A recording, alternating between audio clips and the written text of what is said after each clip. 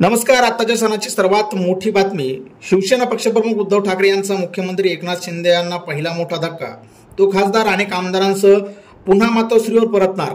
मित्रांनो, सविस्तर अपडेट जाणून घेण्यापूर्वी तुम्ही जर चॅनलवर नवीन असाल तर राष्ट्रप्रथम या चॅनलला सबस्क्राइब करा आणि बेल आयकॉन प्रेस करा.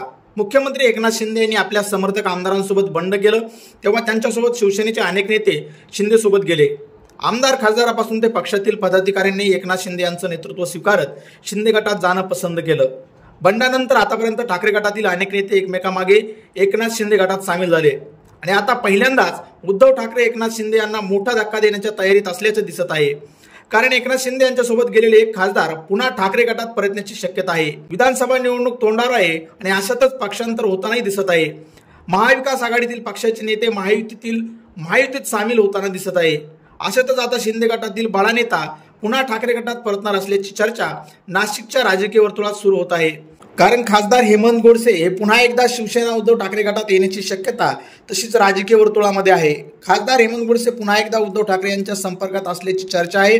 त्याला कारण ठरलं आहे ठाकरे गटाचे नेते सुधाकर बडगुजर यांनी जाहीर केलेला गोप्यस्फोट. गेल्या अनेक दिवसापासून हेमंत गोडसे हे मिलिंद नार्वेकरांना भेटत आहेत. हेमंत गोडसेकडून नार्वेकर यांच्या मार्फत ठाकरे गटात येण्याचा प्रयत्न सुरू आहे असा गोप्यस्फोट बडगुजर यांनी केला आहे. त्यानंतर गोडसे ठाकरे गटात येणार आहे. हेमंत गोडसे हे नाशिक लोकसभा मतदारसंघाचे खासदार आहे तर पुणे विद्यापीठाचे सिनेट सदस्य देखील ते राहिलेले आहेत.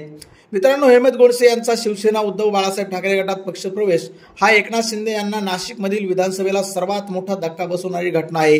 तुम्हाला काय वाटतं या प्रवेशाबाबत? तुमची प्रतिक्रिया कमेंटच्या माध्यमातून नक्की कळवा आणि राष्ट्रप्रथम चॅनलला अजूनही सबस्क्राइब केलं नसेल तर सबस्क्राइब करा, बेल आयकॉन प्रेस करा.